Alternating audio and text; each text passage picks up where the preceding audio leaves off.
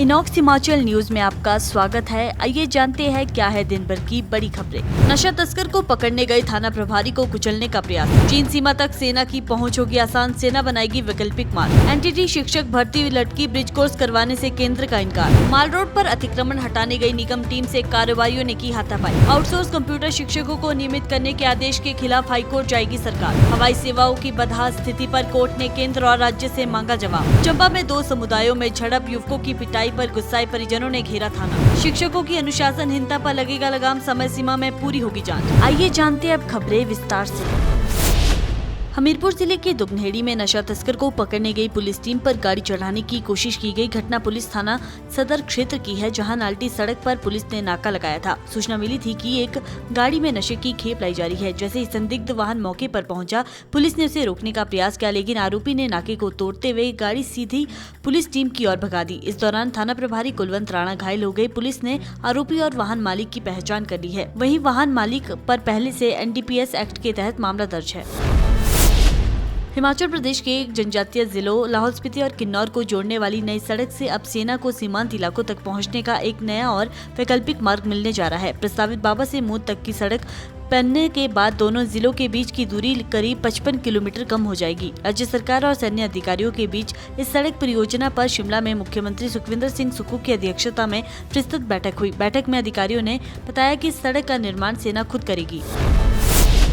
हिमाचल प्रदेश में एनटीटी भर्ती मामले में केंद्र सरकार ने राज्य को राहत देने से इनकार कर दिया है। केंद्र ने साफ कर दिया है कि एनटीटी का कोर्स 2 वर्ष का होना अनिवार्य है और किसी भी संस्थान को 1 वर्षीय डिप्लोमा की अनुमति नहीं दी गई है। राज्य सरकार द्वारा 1 वर्षीय डिप्लोमा धारकों के लिए प्रस्तावित ब्रिज कोर्स को भी केंद्र ने मंजूरी नहीं दी है। दरअसल सरकार ने राज्य इलेक्ट्रॉनिक्स कॉर्पोरेशन के माध्यम से 6297 पदों के लिए भर्ती प्रक्रिया शुरू की थी। इन पदों के लिए करीब 10,000 आवेदन आए थे, लेकिन जाँच में केवल 14 अभ्यर्थी ही पात्र पाए गए। वहीं राज्य समग्र शिक्षा अभियान के परियोजना निदेशक राजेश शर्मा ने इस मुद्दे पर दिल्ली में केंद्रीय शिक्षा मंत्रालय के अधिकारियों से बैठक में ब्रिज कोर्स के प्रस्ताव पर चर्चा की थी, जिसे केंद्र ने खारिज कर दिया है। शिमला के माल रोड पर 12 नवंबर को नगर निगम की संपदा शाखा की टीम अतिक्रमण हटाने पहुंची, लेकिन उन्हें वहां कारोबारियों के विरोध का सामना करना पड़ा। नगर निगम की गाड़ी को रोककर उसमें बैठे मजदूर से मारपीट हुई और जब्त के सामान को वापस निकाल लिया गया। पुलिस ने मौके पर आकर स्थिति को नियंत्रित किया। वहीं नगर निगम ने कहा कि ये कार्रवाई हाईकोर्ट के आदेश के अनुसार हुई है और जिन कारोबारियों ने इसमें बाधा डाली है उनके नाम कोर्ट के समक्ष प्रस्तुत होंगे। हिमाचल प्रदेश सरकार ने अपने आउटसोर्स कंप्यूटर शिक्षकों के नियमितीकरण के मामले में उच्च न्यायालय की एकल पीठ के आदेश को डबल बेंच में चुनौती देने का फैसला किया है। इस आदेश में हाईकोर्ट ने 17 सितंबर को लगभग 1300 कंप्यूटर शिक्षकों को वर्ष 2016 से नियमित करने का निर्देश दिया था। विधि विभाग ने इस आदेश को लागू करने से पैदा होने वाले वित्तीय और प्रशासनिक असंतुलन को लेकर चिंता व्यक्त की है। विभाग ने आगे कहा कि यदि आउटसोर्स कंप्यूटर शिक्षकों को नियमित किया गया तो अन्य विभागों में कार्यरत आउटसोर्स कर्मचारी भी समान मांग कर सकते हैं, जिससे व्यापक नियमितीकरण की मांगे बढ़ेगी। आउटसोर्स कंप्यूटर शिक्षक लंबे समय से नियमितीकरण की मांग कर रहे हैं, क्योंकि वे अभी तक स्थायी वेतनमान और सरकारी लाभों से वंचित हैं। हिमाचल प्रदेश हाईकोर्ट ने प्रदेश के हवाई अड्डों से नियमित उड़ानें न चलने के मामले पर संज्ञान लिया है। न्यायालय ने केंद्रीय नागरिक उड्डयन मंत्रालय के सचिव को प्रतिवादी की भूमिका में इस मामले में आवश्यक विवरण प्रस्तुत करने के लिए कहा है। साथ ही राज्य सरकार को भी स्टेटस रिपोर्ट दाखिल करने का आदेश दिया गया है।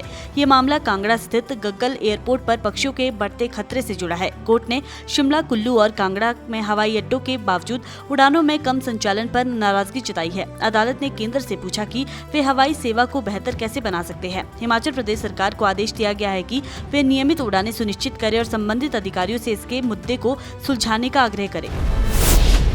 चंबा जिले के जिला मुख्यालय में 2 समुदायों के बीच 12 नवंबर देर शाम तनावपूर्ण झड़प हुई। इस झड़प के बाद गुस्साए लोगों ने चंबा पुलिस चौकी का घेराव कर दिया और नारेबाजी की गई। लोगों ने आरोप लगाया है कि आरोपियों ने उनके देवी देवताओं को भी गाली दी है। दरअसल 12 नवंबर शाम चामुंडा मार्ग पर 2 समुदायों के कुछ युवकों के बीच कहासुनी के बाद हाथापाई हो गई थी और फिर एक पक्ष ने तेजधार हथियार का इस्तेमाल किया था, जिसमें इस घटना में 2 लोग घायल हुए थे। पुलिस ने घायलों की मेडिकल जाँच कर मामला दर्ज कर दिया है। वहीं आरोपियों की गिरफ्तारी के लिए पुलिस ने खास टीम बनाई है और जल्द कार्रवाई का भरोसा दिया है। हिमाचल प्रदेश सरकार ने सरकारी स्कूलों में शिक्षकों की अनुशासनहीनता को लेकर गंभीरता दिखाई है। शिक्षा सचिव राकेश कंवर ने निर्देश दिए हैं कि ऐसे मामलों की जांच पर समय सीमा में पूरी करनी होगी और जांच में देरी करने वाले अधिकारियों के खिलाफ कार्रवाई हो। प्रशिक्षण में साक्ष्य जुटाने, बयान दर्ज करने, रिपोर्ट बनाना और निष्कर्ष तक पहुँचने के सही तरीके सिखाए जाएंगे। हाल ही में शिक्षकों द्वारा शराब पीकर स्कूल पहुँचना, मारपीट, दुर्व्यवहार और बच्चों से हिंसात्मक व्यवहार के कई मामले सामने आए हैं, जिसमें सरकारी स्कूल की छवि प्रभावित हुई है। वहीं शिक्षा विभाग सचिवालय में एक विशेष निगरानी सेल का गठन करने की योजना भी कर रही है, जो अनुशासन संबंधी मामलों की समीक्षा करता रहेगा, जिससे जांच में विलंब न हो।